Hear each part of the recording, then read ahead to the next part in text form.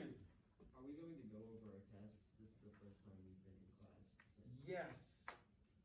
Remind me with 5 minutes left, so I don't have to stop this video again. Do what? 40? 10:40. Yeah. We should be able to get through this stuff. Okay, so if you go to page, gosh, I don't even know. It says graph the missing graphs number 4. 143. So go to graph. Oh, awesome.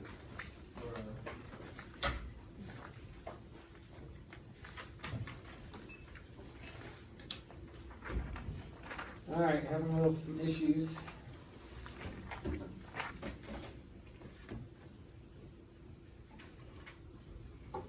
With the internet here. Still struggling.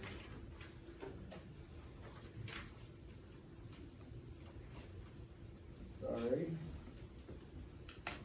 There we go. Did you say 1?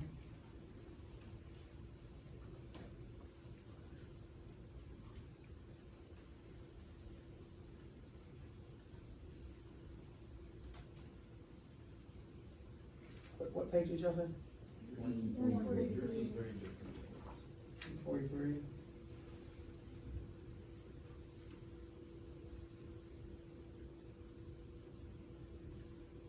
There we go. All right, so this one right here. Yeah, I wanted to shrink this down. Okay, so on the AP test, we're gonna do this last one. Then we're gonna start talking about how you're gonna really see stuff. So on the AP test, a lot of times they might give you on a free response something like this and say sketch the first derivative, or maybe they give you the first derivative and say sketch the original function or the original f. It's possible they do that, and they used to do it a lot more. But since they brought calculators into the test and 40-something% of the test is calculator based, they don't do that as much. But you still have to understand the information needed to be able to do that. So they could totally ask you, hey, based on this, tell me where the first derivative is increasing, or tell me where the first derivative function has x-intercepts. So they're going to ask you those, or tell me what does a relative max on a function tell you about a situation on a derivative graph? What does an inflection point on an original function tell you about the second derivative? So all the things we've been talking about, you still have to be able to translate that information mentally, but you're going to probably not have to do the graphs of it as much. And I'm going to treat you the same way on our test. So, based on this right here, what's the first thing that I've been telling you it might be a good idea to do? And this one's going to be much more complicated, as you can see, than some of the ones we've done in class. What are the first things that I normally do to translate from here to here? You write down that f increasing chart. Okay, you can totally do this right here. You're talking about? So f increasing tells me what about the first derivative? That means positive slope, so positive first derivative. And f decreasing, and this is a great idea to do this, means the first derivative values would be less than 0.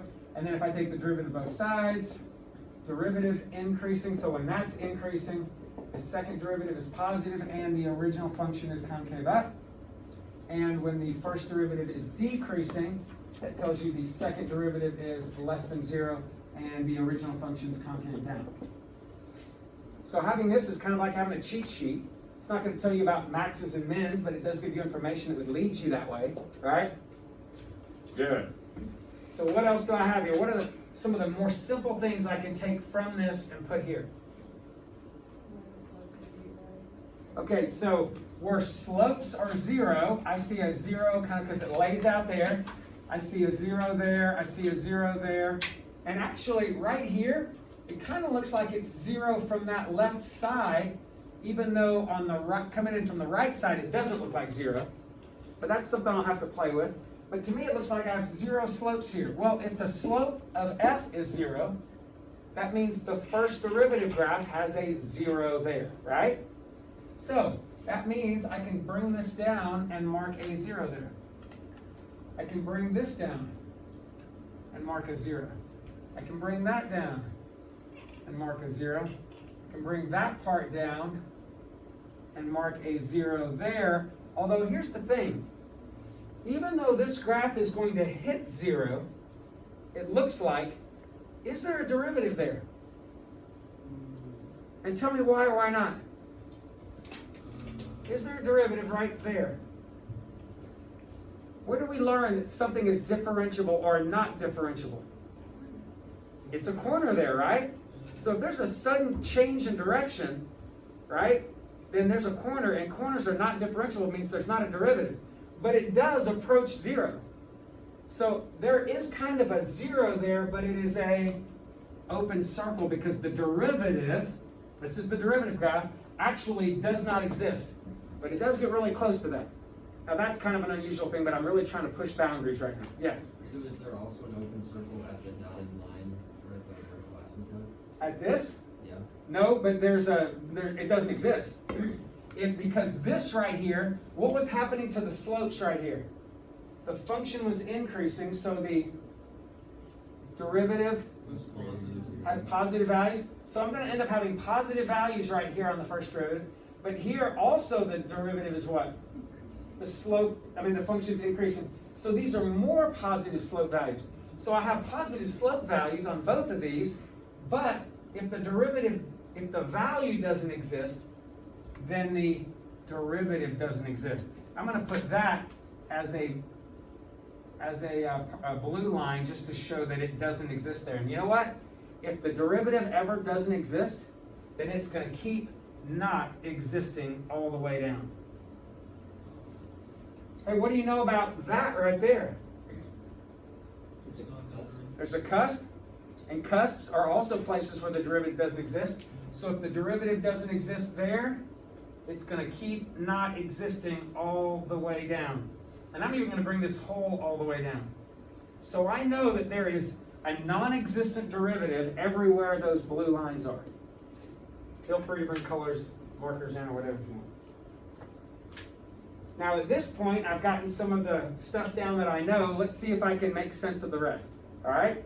So I know it's crossing at the red lines. I know with that open circle, it's going to get down to it like it would cross, but it doesn't exist there. That's kind of a weird situation. Let's see if I can fill in the gaps. So what do we know about this whole section right here? The function is increasing. And when functions increase, their derivatives are positive. So the values on the derivative curve would be positive. So if the values are all positive, I'd have to go through there. What do you see this doing? Kind of bouncing? Does that make sense? Okay, so let's just say, all right, it's going to be bouncing through here, hitting that and going back up, and that should make sense because what does it look like is happening to your slopes right here? Slopes are so getting bigger and bigger and bigger, and here's the slope function, and what's happening? The values are getting bigger and bigger and bigger, so they're riding up that asymptote. So that part kind of makes sense to me. All right, now, what does it look like happens on this side of the function? Again, the function increases, which means, so the derivative is still positive, right? And if it's positive, it would have to be up on this, above the x-axis on the derivative curve. But look, didn't that make sense that you're going from a really huge derivative and then you're hitting zeros? It's like 100, 10, 5, 3, 2, 1, 0. 100, way up there, 10, 5, 3, 2, 1, 0, and it's hitting right there. That kind of makes sense, doesn't it? Yeah. How about this? What do you know about this? Not only is it increasing, but what? The function is concave down. If the function is concave down, what should the derivative graph be doing? Decreasing. So not only did it have positive values, but it was decreasing. So all this is checking out, right? Right here, what do you know about the function here? The function's concave up, and the function's concave up. What do you know about the derivative? It's increasing, and here's the derivative curve, and it is increasing. So all these things we know are checking out. Now, what is that right there on the function curve? No, it's a relative max, right? It has a slope of 0, but the slope of the f went from positive to 0 to negative. So shouldn't the derivative curve go from positive values to 0 values to negative values? Positive values to 0 to negative? And sure enough, it should go right through there. And that also is consistent with the fact that function increases, positive values. Function decreases on this interval, negative values. Yeah? Do we know the concavity for the F prime graph? We don't have a link there, no. We So- never, the only thing we have is, I mean, there is a link where f prime is concave up, the second derivative will be increasing, and the third derivative will be positive. But we don't get into that link, so we don't ever talk about it. I don't know that I have a memory of anybody asking about concavity on a first derivative graph. So theoretically, you could draw that graph with straight lines. Draw what graph? The F prime graph. With straight lines? Yes. It's possible that you could, but because of the nature of this, this is really changing, right? And you have to meet the asymptote, so you can't just have a straight line. Yeah, that makes sense. Yeah. So you're not gonna see that very often, but it is possible for these to happen, but not in this case. Plus, if you kind of start thinking about it, even though this is a weird piecewise function, this kind of looks like a cubic, doesn't it? Yeah. And when you take a derivative of a cubic, you tend to get a squared. So you're gonna see familiarity like that. Now, if I take this and take a derivative of this, then it very well could be linear. Very well could be linear, because the squared, when you take a derivative, becomes a power of 1. Although this isn't a squared, because it's a vertical asymptote, but it's similar. But right here, can you see right here, because the function is decreasing, when a function decreases, the derivative has a negative value, so it should be negative here. Now guys, here's the kinds of things AP is going to ask. They're going to give you a function like this, and they're going to go, hey, there was a 0 right here on the derivative. Is that a relative max or relative min or neither? And you need to be able to say neither, because the derivative had a positive slope, 0 slope, positive slope. And what would that look like on a function? If a derivative has a positive slope, 0, positive slope, that wasn't a max, was it? That was a layout. And you see it right there. Then they're going to turn around and go, hey, this part right here, was that a relative min, a relative max, or neither on the original function, on f? And hopefully you'll go, well, this is the derivative, and the derivative went from positive to 0 to negative on the derivative graph, right? That means on the original function, the slopes would have gone from positive to 0 to negative. What does that do there? That makes a relative max, and I can see that right here, relative max. But you need to just be able to look at graphs like this and go, hey, if I have a derivative function, and it ever goes, and the derivative function goes plus 0 minus, that's a relative max. Just like right here, it's going to go from negative values to 0 back to positive values. That's a relative min. I don't need this to see that, because I know when slopes have negative values, then hit 0, and then have positive, the shape of that is a relative min. And that's at the inflection point?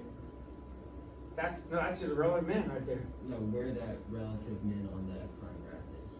So like there. And that represents an inflection point. Yeah. Yeah, because that's where the derivative graph changed from decreasing to increasing. And look, when the derivative graph changes from decreasing to increasing, what is the function doing? Changing from concave up to concave down, right? Or vice versa. And when that happens, you have inflection points. But you can see those links, right? When derivatives go increasing and decreasing, that may be a relative min on a derivative, but that is an inflection point on an original function. Right? Right. These are the connections that you're more likely to see on multiple choice questions or whatever. And then what do you think happens here? The function increases and is concave up. Function increases and is concave up. What should be happening on the derivative? Greater than 0. Positive values and increasing. Sure enough, positive values and I'm increasing on the curve. What's happening right here? The function is decreasing and concave up. What happens when a function is decreasing and concave up? The derivative should be negative and increasing. So what should happen right here? Negative and increasing. Come up from the bottom, increasing, but negative values. And it's going to hit that hole. Now, what's going on here? There's no concavity, because it's not cupped anyway, right? Increasing. So if there's no concavity, that means the second derivative would be, well, we'll get to that. Yes, the second derivative is going to end up being 0 when there's no concavity, because that means this has a constant slope. And what do you think that constant slope is? I know it's not numbered, but pretend it was numbered the same this way and that way. What does it kind of look like that slope is? 1, 2, something, right? You don't really know because there's no units. But it's definitely a constant, isn't it? Yeah. Because you're rising and running the same thing. So if and is it changing, the slope? So if the derivative is unchanged, say it's constantly 2, then what should happen here on the derivative graph? It should be constantly 2, a horizontal line, right? On the derivative graph. So I don't know where it is, but say it's right here. Maybe it's a value of 1 or 2, but it's constant, it's the same thing. And how did you know that the cusp meant a hole again? Or not The cusp, corner? the corner, yeah. Well, because and a lot of times it doesn't mean a hole.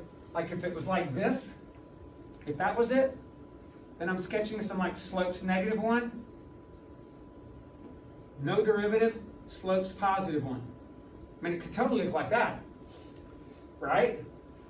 Like say that was a V, constant slope, so constant value, but still no derivative. Got to leave it open because it's a corner. But because this one was extra tricky, by the way, I mean that would be a really tricky on it, because this one actually approached 0 instead of being constant, and it had concavity, it had to approach and hit that 0. And if it didn't approach 0 and it approached 2, or something like that, maybe it comes up and flattens out at 2. But I would really have to do some measuring to know that stuff. But again, I'm pushing the boundaries of your comfort right now. This is not a common like question. But does it kind of make sense so far? Okay, so here we go. Now that we've got that sketch, that's the first derivative, what can I do to find the second derivative? But again, before you answer that, can you quickly look at this and go, I know that relative maxes and mins occur when the derivative is 0 or d and e. And it's going to be a relative max if the derivative changes from positive to negative, a relative min if the derivative changes from negative to positive. Does everybody know that from their first derivative test? You should. So when I look at this, I should immediately go, this is a derivative graph. Here's where it's 0. Here's where it's d and e. Did it change? Did the derivative change from plus to minus right there? Yes. Then that's a relative max. Did the derivative change from minus to plus right there? Then that's a relative min. Did the derivative change from plus to minus or minus to plus? No, then that is not a relative max or min. Here at the d and e, did the derivative change from plus to minus or minus to plus? Plus to minus. That can't be a relative max then, but hold on. What happened here? The derivative had a positive value, then over here it had a negative value. So what should be there? Possibly. If the derivative has a positive, then a negative, and the derivative doesn't exist, couldn't that be a relative max? And it is. Isn't it? So it doesn't always have to be a 0, it could be a d and e. Now here's the problem. If I look at this graph, and I see a vertical asymptote there, is it possible that the point doesn't even exist there? Like, isn't it totally possible, instead of cusping right there, it just followed the asymptote up, based on what I see? It's totally possible. So how would AP, how do you think they let you know that it didn't have a vertical asymptote, but rather that it actually connected? What do you It was continuous. It's exactly right. They're going to say it's continuous on the interval from say 0 to 20. But they would have to say that in the problem. And if they don't say that in the problem, you got to go, crud, I don't know. It kind of looks like it could be 1, but I don't know. Does that make sense? But I would have to find a way to tell you that it's continuous there, because if I don't tell you it's continuous, you could go, oh man, there could be a hole there could be a VA there. Is it coming into play a little bit? Yes, no? All right, keep going down. Again, if you can go from here to here, you probably can go from here to there, right? Same kind of thinking. So where do you see nice quick zeros? I see this is the slope graph. So the slope of the slope graph is the second derivative, and the slope of the slope graph is 0 there. Well, if it's 0 there, then 0. it's 0 there. If the slope of the slope graph is 0, I can put a 0 there. Are you with me on this so far? Now, what do I know about this f prime? f prime is decreasing, and if the derivative of the function decreases, if the derivative function decreases, then the second derivative is, Less than 0. so it must be down here somewhere. What do you know about the derivative graph here? Increase. Increasing. If the derivative is increasing, second derivative is positive. So it must be positive. And again, if there's a VA here, that VA just keeps on coming down. And do we know if this is concave up or down? When you say it, what do you mean? Oh, sorry. If the interval from at that x-intercept, like on left and right, Here or here? there. Here? Nope. Here. There we go. Well, I don't know anything about the concavity of the second derivative, but I do know things about the concavity of the original function. So the fact that you drew it as in Yeah, that's how steep this is or curvy this is subject to interpretation. Like he mentioned earlier, a lot of times when it's a parabola and you take a derivative, it becomes linear.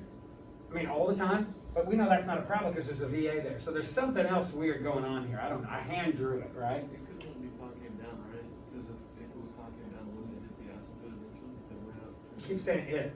If the line you've drawn for the second derivative, wouldn't it, if that line was concave down on that right side of it, wouldn't it eventually hit the asymptote? If this was concave The one down, that's Right. above, the one that's positive. if that was concave up, If that was concave down, it would eventually hit that asymptote. oh yeah, yeah. I don't know how you avoid it, yeah. So like if this came from like concave up to concave down, it would bump into that eventually and you can't do that.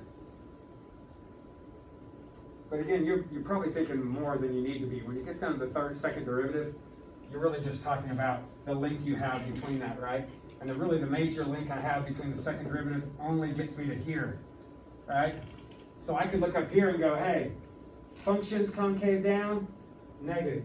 Functions concave up, f prime is positive. That's about all I can get out of it. As far as the curviness of it, you'd really have to go in here and say you'd really have to measure these. I mean, I really just don't know anything more about than the connection I see here. Now, right here on this side, same kind of thing. You could say, hey, the function's decreasing. If the derivative function is decreasing. If the derivative function decreases, second derivative is negative. I know that I'm down here somewhere, but I got to follow that asymptote. If the derivative function increases, I know it's positive. Now this next part's a little bit different. What does this tell you? If the derivative function's increasing, what do I know? It's what? It's increasing, so it's positive. So this, the second derivative is positive. And what does it do? Does it eventually flatten out and hit 0? It's possible. So maybe I just draw this down like this and flatten out and hit 0, but if you flattened out and hit a little bit higher or whatever, I really don't know exactly what that slope's going to be as it hits that. It very well may be 0. I'm not 100% sure. I'm just kind of guesstimating right here. But right here, what's the derivative of a constant? 0. But does that still have to be open? Yes. Yes, because once it doesn't exist, it's never going to exist. Y'all seeing this? And I can't imagine it getting a whole lot harder than this. You just got to be careful when AP throws something at you, not to just make sure you read the question. Freaking A, every year I give somebody a problem like this. And from F to F prime, they're great. But if I turn around and label this F prime, then what is that on the original function? Min. That's a relative min, right? Because if this is the derivative curve, pretend. If that was the derivative curve, then this means the derivative had a negative value, a 0 value, and a positive value. And if the derivative curve has a negative, if the original function has a negative slope, a 0 slope, and then a positive slope, it made a relative min on the original function, on that, didn't it? What does this tell you right here? Negative value of f prime, 0, positive. There's another relative min on f right there. Are you seeing that? And what does this tell you? Dig deep. It's Standing in front of your cheat sheet. Inflection. Yes, right there. What do you know? The derivative function goes from decreasing to increasing, doesn't it? And if the derivative function goes from decreasing to increasing, what was the function doing? Changing from concave down to concave up. Isn't that literally the definition of an inflection point? Right? As long as the value, whatever existed, and if the value exists here, it's going to exist up, a notch up. Yes? When going from an f prime graph to an f graph, is that basically the same thing as like integrating? Yes, it's exactly And integrated. So what happens when you integrate a function, like just a base function? Well, when you integrate it, you're going to add a constant on. We talked about that in one of the videos, the c. If you remember that, because when I take a derivative, my constants go away. But when I integrate, I get back. But how do I know what the original constant was? It could have been any constant if it went away. How do I know what to put back? And I don't know. Well, the constant represents the y-intercept. Right? So if I don't know where the y-intercept is, then this graph, the original function could be hovering along the x-axis. It could be way below. It could be way above. I just don't know. Is it possible to integrate an original function? Like, is that a thing? Yeah. When I say original, I'm trying to make it make sense to you, but there really is no original function. I mean, but we've been starting off with f so much where I'm saying, hey, you take f and you find the derivative. So I've been saying to go back to the original one, but there's a better way of saying that we just haven't done it and defined that yet. But yeah, to integrate is really to get the original one. I'm just using shaky language since we haven't defined integration yet. But yeah, it's called a differential equation. If you start with a slope equation or a derivative, to get back to the y or the original function is called taking that differential equation and solving it for this original function or integrating it. Can you integrate past that? Yeah, same reason you could take a derivative 10 times, you could take an integral 10 times. Going back. But the problem is every time you integrate, you get an extra c, right? So if you integrate again, you get another c. So it's kind of like, think about this, and I'll do a very basic example. So let's just say I started you off with this, right? When I take the first derivative, I lose my constant, right? It's gone. If I take a second derivative, I lose another value, and that constant here that I just lost would have represented the x. If I take another derivative, now I lost another value, which would have represented the x squared. So when I integrate brings you back one level or back a derivative. I can get the x, but I'm not going to know this. And if I integrate again, I can get the 3x squared, but I'm not going to know this or this. Now I've missed a variable, which really controls behavior. And if I were to integrate again, I can get to this, but I'm not going to know this or whatever or this. So you really start losing the integrity of your curve unless you have other information. Like right here, if I did the first derivative right there and I said, oh, but by the way, hey, there's this 0.23 that exists here. Oh, well, I plug the 2 and I plug the 3 and I solve for c. Now I have a c, right? So then when I integrate, I do have a correct value. So there are ways we'll do all that with, but you don't have to worry about that now. And we'll never deal with third derivatives in here. We do the second derivative. If you take physics, he's mentioned like what the third and the fourth derivative, it's like jerk and snap and crackle and pop and all kinds of weird stuff. You'll have to take physics to talk about that. Do you remember that? Did you take it? Anyway. Y'all with me? Sort of? Okay, let me just talk about some random things, see if you're with me on this. So, real quickly, I'm on 140 something. These are the kinds of questions based on our little chart. It says if the first derivative, f prime, is positive, and here's your table right here, what do you know about the original function f? Increasing. It's increasing. That's a test question on an AP test. It's that easy, if you know it. I'm skipping to 3. If the first derivative f prime is 0, then there is either a blank, blank, or blank on the original function f. And they will not say original function f, they'll just say f. Relative min, relative max, or some horizontal tangent line or layout or something like that. 4 and 5. If the second derivative is positive or negative, then what do you know about f? If the second derivative is positive, what do you know about f? It's concave.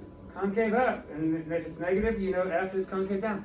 I didn't just ask you this here, but I could have, but what would you know about the F prime?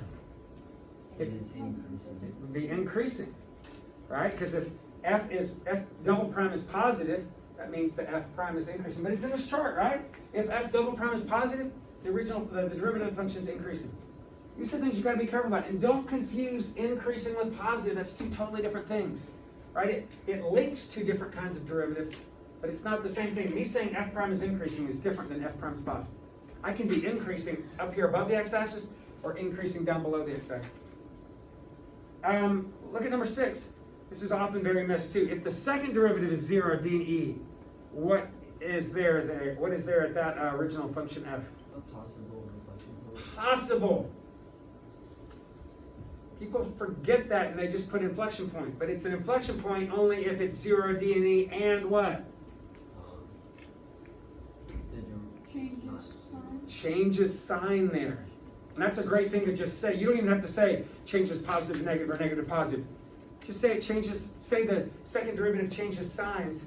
And if the second derivative changes signs and is either 0, d and e, then you know there's an inflection point on what? On the original function f. And again, AP won't say original function. The way they say original function is they just say f. Because if they're talking about f double prime or f prime, they'll just say those three. I'm just trying to help you understand through that. How about this, number 8? If the slopes of the first derivative are positive, what could we say? They're increasing. If the slopes of the first derivative. Oh. So what am I saying when I say slopes of the first derivative? I'm saying the second derivative. Slopes of the first derivative second is the same thing as second derivative. So I'm essentially saying if the second derivative is positive, well, that gives me this whole line, right? Second derivative is positive, so I could either say that, I could say that, or I could say this here. I put f double prime is greater than 0, because that's technically what I'm saying, the slope of the first derivative, that's the second derivative. And then it says, so if the second derivative is positive, what do you know about the function? Concave up, that's number 8. All right, I'm going to jump around a little bit. Look at number 11. A double root on the f prime graph. What's a double root look like on any graph? A bounce. So say this is f prime. Bounce. So I got a double root on the f prime graph. It says f prime does not change signs at a double root, right? So let's just say f prime was positive here, 0 there, positive there. What does that look like on an f function? A horizontal layout. Visualize it if you have to. F prime has positive values. So on an f curve, that means it has positive slopes. F prime has a 0 value. So on an f function, it has a 0 slope. So I want positive slope, 0 slope, positive slope. Visualize that. That is a horizontal layout. You with me on that? But we know it's not a max or min because it didn't cross over on f prime. If f is odd, look at 13. If f is an even function, then the signs on the derivative to the left of 0 will be blank of the signs of the derivative to the right of 0. Well, let's go back to the beginning. What do I know if f is, what do I know if f is an even function? What would that tell me? F. Goes up on left and right. So you could just maybe sketch a picture of it. What would be an example of that? X squared. X squared graph, absolute value of x, anything where there was y-axis symmetry, right? It's even. So right here it says the signs of the derivative, which means the slopes. So the signs of the slopes here and the signs of the slopes here would have to be opposites. Because look, if that's a -1, that's a positive 1. If that's a -1/2, that's a positive 1/2. So the slopes here, or the signs of the derivative, the values of the derivative have opposite signs. What about if it's odd? Think about odd. Give me an example of an odd curve. X cubed. What do you know about the signs there? Positive slopes, more positive slopes, right? So if it's odd, what do you know about the signs of the derivative? Same. Is that worth memorizing? No. Probably not, but you can find it as long as you know even and odd. All right, look at this next thing, sketching with the derivative. This was an old AP question. I'm jumping way ahead right here. I'm gonna have to shrink that down a little.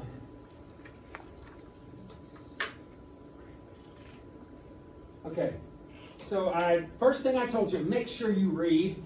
To be able to spit the graph in, you can't see the top part, but what does it say in the very first line? Everybody with me? Hang in there. Very first line, what's it say? Let f be a function that is even. What does even mean? They're telling you something that's important here. It's going to have y-axis symmetry. And then look what they give you. They only give you information about what? From 0 to 3. That's the right side of 0. But even means the left side must have even symmetry. They didn't even mention, all they said was the word even, they expect you to know. And I don't know what AP English is, AP Calculus's obsession with even and odd is, but you're seeing it right here. AP question from, granted, a couple decades ago, but not unusual. This mentality, no even and odd. Even, y-axis symmetry, odd, origin symmetry. All right, next thing what they tell you is super important, the next expression. It's continuous. What does that mean then? No holes. No holes, no corners, I'm sorry, you could have corner. No holes, no vertical asymptotes, no jumps. It has to be completely joined from -3 to 3. So I don't know anything about -4 and 4, but I know between -3 and 3, it has to be joined. So there's no VAs in here. There's no holes in here. Make sure you lock in. Those are important words. The function and its derivatives have their properties indicated below. So what are they telling you here? At 0, the function is what? So what did they just give you? So I know 0, 1. So at 0, I'm going to mark that. What else? What does this tell you here? The function is? Nope, the function is? So what does that tell you? The function itself is going to be above the x-axis. And right here it says sketch f, so I'm sketching the f here. So I know it's above the x-axis there. Now what does this right here give you? X is 1, y is 0. So what does that tell you? Another point, 1, 0. And x is 1, the y is 0. Now what does it tell you here about the function? Function is, so that means it has below x-axis values. So now it's down here somewhere. And then what do they give you the next? 2, -1. So another point, 2, -1. Now a lot of people go, oh, it's linear. Well, let's keep looking. And because it's even, what do I know? Y-axis symmetry. Now let's look at the first derivative. What does it tell you here? First derivative at x is 0 means what? Undefined. The derivative is undefined. But it definitely has a value there. So if the derivative is undefined, but there is a value, what must occur right there? Corner, cusp, or maybe it goes vertical. It's possible that it goes vertical, but it has to get back to here, so that's going to be troublesome, but it's possible. So either a corner, a cusp, or maybe it went vertical. But 1 second. So I'm logging that away in my head. What next do I know about the derivative between 0 and 1? Negative. It's negative. What does that mean? F is decreasing. So if the derivative is negative, the function is decreasing. So from 0 to 1, that makes sense. It's going to decrease, right? Now, I'm going to jump right down below that. What does it say about the second derivative? Positive. On that number, positive? So it should be concave up but decreasing. So what would you sketch right here if it's concave up and decreasing? Maybe that? And that would make it less because it's here. Now, should I flatten it out there or not? I say at 1, what did it say the derivative was? 0? So I need to have it flat there because it flattened out and became a slope of 0. What happens in the next interval from 1 to 2? The slopes were negative, so more decreasing, right? But also the second derivative was negative, so concave down. How do you go concave down and decreasing? Maybe that? And again, it says the derivative is undefined. If the derivative is undefined, then it must be another corner or cusp. or something. Are you following me? What do you know about the next interval from 2 to 3? Positive. The derivative is positive, so that means it's increasing, but the second derivative is negative, so increasing but concave down. Now here's where it's kind of sketchy. Where do I end up? Did they give me any other information? What was it? It said that it was continuous on the closed interval. So it does go to actually out to 3. But let me ask you a question. Does this meet the conditions of what they just told me? Yes. Increasing concave down. Does this? Yes. Does any of this like this? Yes. Because they didn't tell me what the end point was, right? As long as it's concave down and increasing, I'm okay? Okay, well, I don't know what it is. Pick one of them. But it doesn't really matter, as long as you've met all the conditions. And then what happens if it's an even function? Yeah. Then you have y-axis symmetry.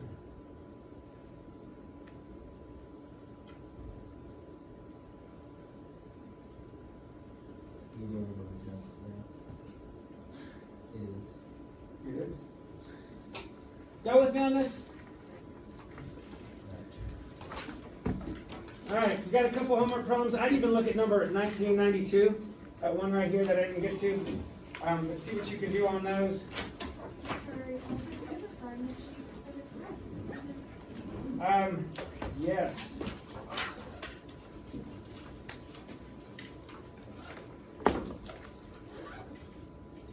Where are you?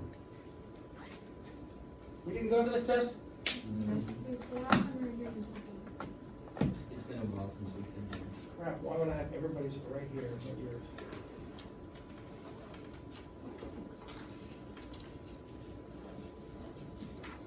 This is third period.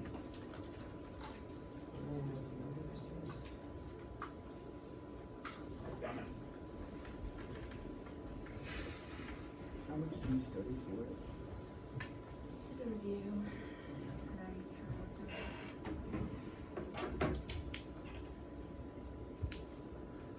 And it's probably been another 100.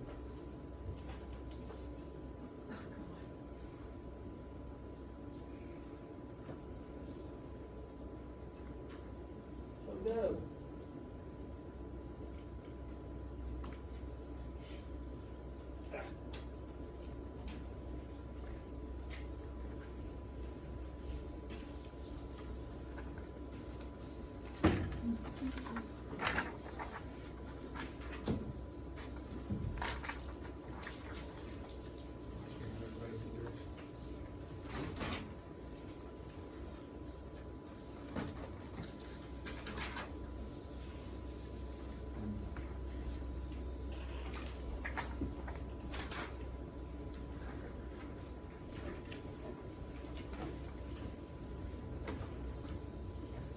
You guys, I know this is the last day I'm seeing you before your test on Thursday. I'm here all day Wednesday. If you have an emergency question, just text me. If you have something, I'll try to whip out a video and send it to you. Or look over your stuff tonight and look over maybe the work. Try to get a little ahead, maybe get a jump start on it. But there's really not anything else I can tell you. Just show you different ways of possibly asking it. I would strongly encourage you to do all the work I'm asking for that review tomorrow. But if you run into something that's weird and the key doesn't answer it, just let me know. Wednesday, a day where we're like, You literally have nothing. It's a work day for us Wednesday? this Wednesday. You will not be here and there will not be an assignment for you. It's just the review from Tuesday.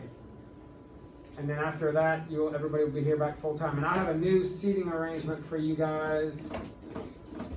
I guess I can show you right this second. But it's going to be weirder than this because, How many questions is it? and I need to get those tests back, but all right, here's your third period class, but keep in mind I will not have 7 rows. Study? I'm shrinking it to 6 rows. Get any better than that? So George is in the same spot, and then Jack, Nick, Hope, Izzy, Cole, Carly, Riley, Sam, And that's it in this class. And then you're gonna pick the rest of the class, the blue group will pick up right here. But they're gonna be six rows. So like, Carly, you'll be basically kind of in Jack's seat. Hope, you'll be back there in the corner, sorry. But this way, at the very minimum, you're exposed to 1 or 2 people at most. And then Jack's in the hot spot, but he, like me, has some level of immunity built up, and he said he'd take one for the team. Somebody had to take one for the team. Because I literally, if I put you anywhere else, even there, that's 1, 2, 3. I guess that would be a little less. Would you rather be there? In the back. Actually, I don't even know if I'm gonna have a seat. No, I won't even have a chair there. Is that Nolan? You can sit at your desk. Does that make sense? Can y'all give me those? As a group, I thought y'all did pretty well on this. And I'm hoping that this next test is even better. But you gotta know the rules. The sad thing is if you know the rules, it's gonna be better. But if you don't know your rules, it's the same thing getting asked 50 different times.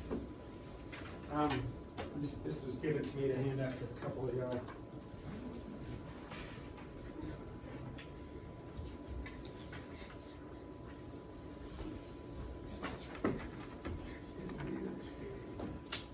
And I do not know who is, actually, if you have any questions, talk to Mr. Warren. About this. I saw this on the paper activity guide. But some of it's like NHS. Oh, one other thing, if you are just shy, there's actually some people in here. Seal distinctions. There actually might be somebody in here or in my other class who actually has a 3.5, and the cutoff is better than a 3.5. But as long as you make a B or an A this semester, you would have, so you could get in at the very end into mu competitive if you're not in it already.